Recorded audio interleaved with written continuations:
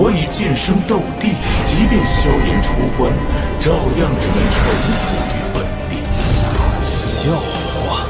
当年我斗气全失，受辱，中州的浩劫就此结束吧。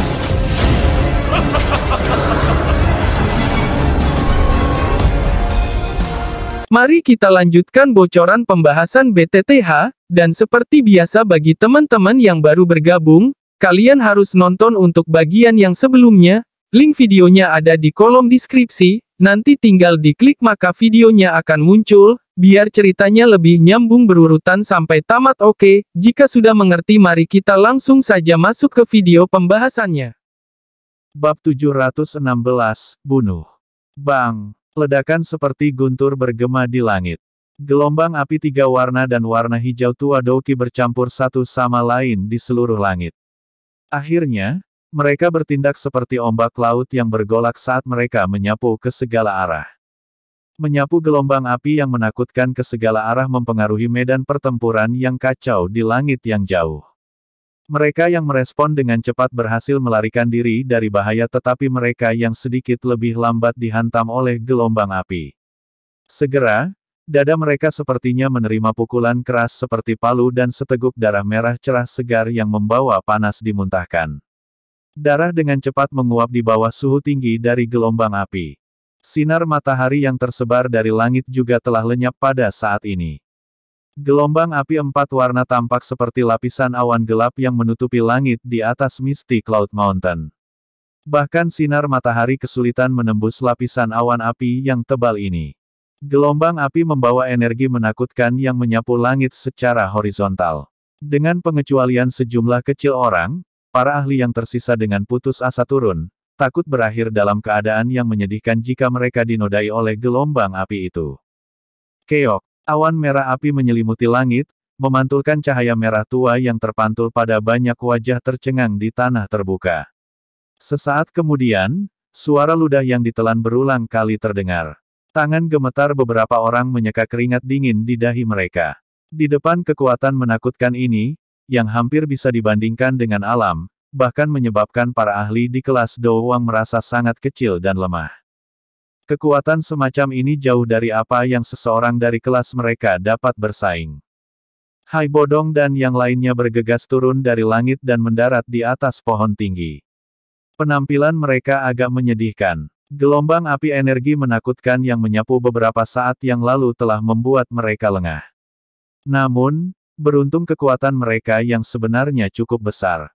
Karenanya, mereka tidak menerima banyak luka serius meski terlihat menyedihkan. Apa kamu baik-baik saja? Semua orang mengungkapkan diri mereka, saling memandang sebelum membuka mulut untuk memeriksa orang lain. Hai Bodong tertawa getir. Tatapannya menyapu para ahli di sisinya dan segera merajut alisnya sedikit. Setelah pertempuran besar sebelumnya, pihak mereka setidaknya kehilangan 3 ahli Doowang meskipun mereka telah berhasil menyebabkan Misty Cloud Sect kehilangan beberapa sesepuh. Intensitas pertempuran besar ini jauh melebihi harapan semua orang. Yinggu, Su Mei, dan Wu Tai tua itu memiliki sedikit warna hijau di wajah mereka saat semua orang menghitung. Ini karena sebagian besar dari sedikit Doowang yang sayangnya hilang adalah bawahan mereka. Sekte Misty Cloud sialan ini. Ketiga orang itu bertukar pandang satu sama lain sebelum mengatupkan gigi dan diam-diam mengutuk. Ahli Doowang ini bukanlah orang yang bisa mereka rawat secara acak.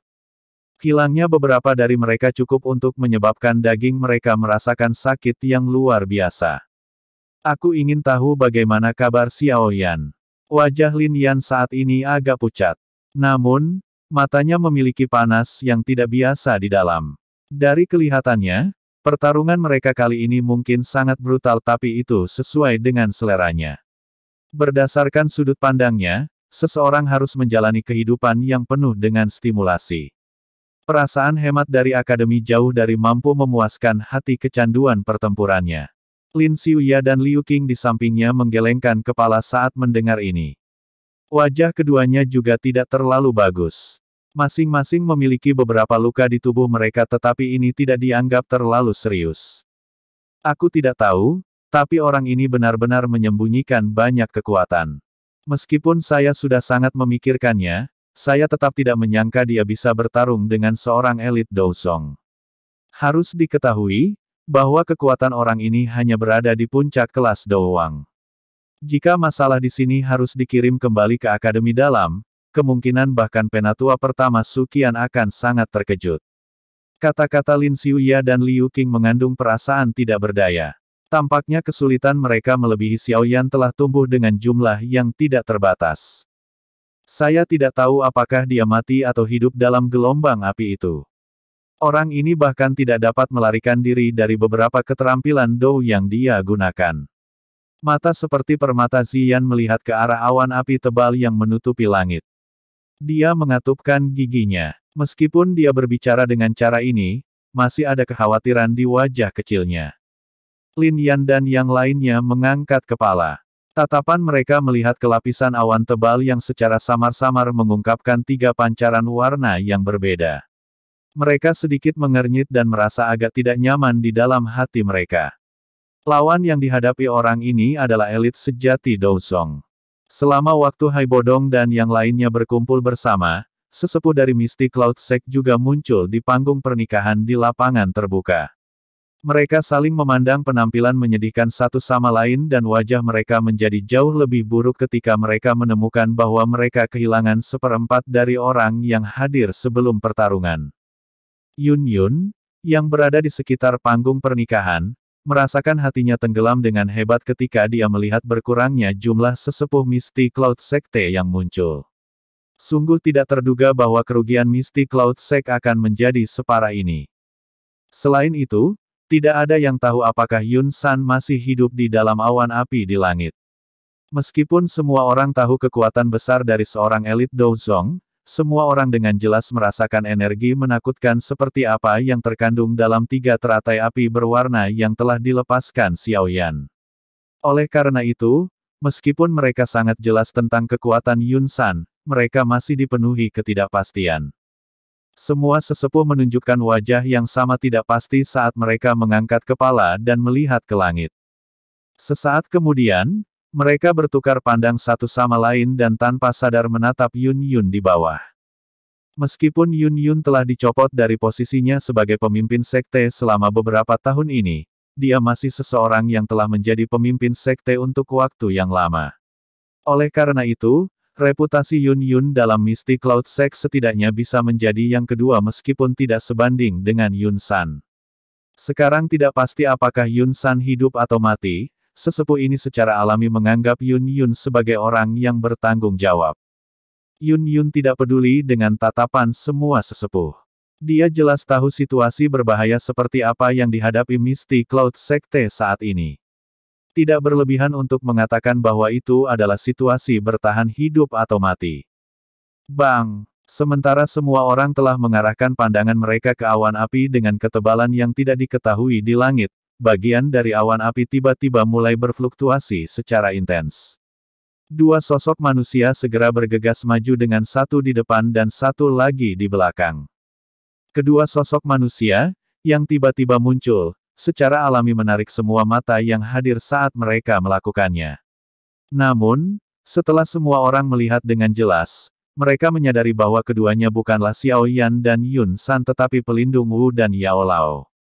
Tubuh kedua orang itu turun cukup banyak setelah dipaksa keluar dari awan api sebelum mereka menstabilkan tubuh mereka. Pada saat ini, penampilan kedua orang ini sangat berbeda dari sebelumnya. Kabut hitam aneh yang menutupi tubuh pelindung Yun telah benar-benar tersebar pada saat ini. Dadanya naik dan turun dengan intens dan suara terengah-engah yang berat berulang kali terdengar. Jubah besar berwarna hitam menutupi seluruh tubuhnya dan cahaya merah tua yang samar terlihat di wajahnya yang hitam pekat. Kondisi pelindung Wu mungkin tidak bagus tapi tubuh ilusi Yao Lao di sisi berlawanan juga menjadi jauh lebih kurus. Wajahnya juga tampak jauh lebih tua. Jelas, 2 orang dari sebelumnya telah mengalami pertarungan yang sangat sengit dan berbahaya. Hasil dari pertempuran sengit itu sepertinya keduanya berakhir dengan luka serius. Cek-cek, orang tua, tidak disangka kau masih sekeras ini meskipun tidak memiliki tubuh. Kamu benar-benar layak menjadi Yao Zunze yang terkenal di seluruh benua, Jubah berwarna hitam itu sedikit bergetar saat pelindung Yun tertawa dengan cara yang aneh. Suaranya sedikit terengah-engah. Tidak mudah mengambil semangat diriku yang dulu ini. Yao Lao tertawa dingin. Cahaya merah tua di bawah jubah berwarna hitam menjadi lebih pekat setelah mendengar ini. Suara yang agak rendah dan dalam seram perlahan-lahan keluar, begitukah? Apakah menurut Anda begitu mudah menangani pelindung ini? Hari ini, saya pasti akan menangkap Anda dan kembali ke Hall of Souls bahkan jika saya harus membayar harga yang lumayan untuk itu. Cek-cek. Pemimpin Aula sangat tertarik dengan jiwamu. Petik 2. Mata Yao Lao tanpa sadar menyipit ketika dia mendengar kesuraman yang tidak biasa dalam kata-kata pelindung Wu. Kegelisahan juga mulai muncul di dalam hatinya. Dia tahu sangat sedikit tentang monster ini dari Hall of Souls. Namun dia tidak menyadari taktik akhir apa yang mereka gunakan. Awan api tebal di udara tiba-tiba berdesir saat pikiran ini berputar di dalam hati Yao Lao. Pusaran besar muncul dan pusaran itu mulai berputar. Mengikuti peningkatan intensitas rotasi, awan api yang menyebar mulai menunjukkan gangguan seperti semburan. Dua suara, embusan, kecil tiba-tiba muncul saat pusaran mencapai kecepatan rotasi tertentu. Dua sosok manusia segera dimuntahkan dengan keras oleh sampah seperti pusaran itu. Munculnya dua sosok manusia segera menyebabkan semua orang yang hadir mengalihkan pandangan mereka. Semua orang menghela nafas lega ketika pandangan mereka menyapu kedua orang itu. Jelas, kedua orang ini adalah karakter utama dari medan pertempuran itu, Xiao Yan dan Yun San. Kedua sosok manusia itu jatuh ke tanah setelah diludahi oleh awan api. Dari penampilan-penampilan mereka, kedua orang itu sepertinya telah turun ke kondisi tidak sadar selama ledakan energi yang menggetarkan jiwa. Selama waktu semua orang terpana, sesosok manusia, yang berada di belakang, tiba-tiba bergetar. Matanya yang tertutup rapat juga perlahan terbuka di tengah angin yang berputar di sisi telinganya. Orang itu sudah bangun. Siapa dia? Sosok manusia yang bangun mengendalikan tubuhnya yang turun segera menarik perhatian banyak orang di tanah terbuka. Banyak seruan segera terdengar. Sosok manusia yang terbangun tidak peduli dengan seruan yang disampaikan oleh orang-orang di bawah. Tubuhnya berhenti sejenak sebelum bahunya bergetar dan sepasang sayap api hijau giok melonjak dan muncul dari punggungnya. Xiao Yan. Itu Xiao Yan. Petik 2. Sayap api yang familiar segera mengungkapkan identitas sosok manusia. Segera, banyak seruan dan sorak-sorai terdengar di lapangan terbuka. Saat sayap api giok di punggungnya muncul, Xiao Yan tiba-tiba menyerbu ke arah Yun San yang berulang kali turun di bawah. Douki kecil yang tersisa di dalam tubuhnya benar-benar ditarik keluar sebelum dililitkan di sekitar tinjunya yang dengan kejam dia hancurkan ke bawah. Dia jelas mengerti bahwa meskipun kekuatan luar biasa besar yang dimiliki oleh Angry Buddha Lotus Flame, yang terbentuk dari penggabungan tiga api surgawi, masih akan cukup sulit bagi seseorang untuk membunuh elit Douzong hanya dengan mengandalkan ini. Oleh karena itu, ia harus mengambil kesempatan ketika tubuh internal Yun San lemah untuk mengalahkannya ketika ia jatuh. Jika tidak, begitu Yun San pulih bahkan sedikit, orang yang menutup matanya sambil menunggu kematian adalah Xiao Yan sebagai gantinya. Tindakan Xiao Yan ini sekali lagi menimbulkan seruan yang tak terhitung jumlahnya dari lapangan terbuka.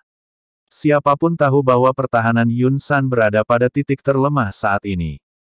Jika dia menerima pukulan berat sekarang, dia pasti akan mati atau menjadi cacat.